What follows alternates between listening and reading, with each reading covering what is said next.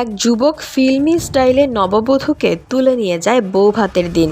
এই চাঞ্চল্যকর ঘটনায় তোলপাড় পড়ে যায় পুরো এলাকা। ঘটনাটি ঘটেছে ভারতের মধ্যপ্রদেশের ভোপালে। আনন্দবাজার পত্রিকার প্রতিবেদনে জানা যায়, বিদিশা জেলার রোশনি সোলাঙ্কির বিয়ে হয়েছিল ভোপালের আশিস রজকের সঙ্গে। বুধবার ছিল বৌভাতের দিন। ওই দিন স্বামী আশিস ও তার বোনকে সঙ্গে নিয়ে বিউটি পার্লারে যান রোশনি। সেখান থেকে দুপুরে বাড়ি ফেরার পথে ঘটে এক চমকপ্রদ ঘটনা। বাড়ির কাছাকাছি পৌঁছালে আশিসদের গাড়ি থামে। আশিস নেমে যান ডান পাশ দিয়ে, আর বাঁ দিক দিয়ে নামেন রোশনি ও আশিসের বোন। ঠিক তখনই হঠাৎ একটি গাড়ি দ্রুত গতিতে এসে ব্রেক কষে থামে। দরজা খুলেই এক যুবক বেরিয়ে আসে।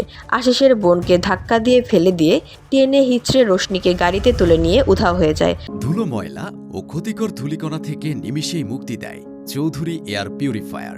এর শক্তিশালী সাকশন ঘরের কোনায় কোনায় লুকিয়ে থাকা সকল ধুলা টেনে ফিল্টার করে এবং বের করে আনে নির্মল ও স্বাস্থ্যকর হাওয়া।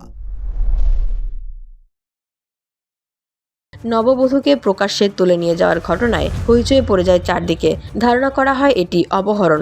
আতঙ্কিত আশিসের পরিবার দ্রুত পুলিশের কাছে অভিযোগ দায়ের করে। তদন্ত শুরু হতেই পুরো ঘটনার মোড় ঘুরে যায়। পুলিশ জানতে পারে এটি কোনো অপহরণ ছিল না, বরং সাজানো কাণ্ড। পুলিশের তদন্তে উঠে আসে চমকপ্রদ তথ্য। রোশনি আসলে তার পুরনো প্রেমিক অঙ্কিতের সঙ্গে পালিয়েছেন। 5 বছর ধরে তাদের সম্পর্ক ছিল। বিষয়টি জানাজানি হতেই রোশনি পরিবারের চাপে বিয়েতে রাজি হন। তবে বৌভাতের দিনই প্রেমিকের সঙ্গে পালানোর পরিকল্পনা করেন তিনি।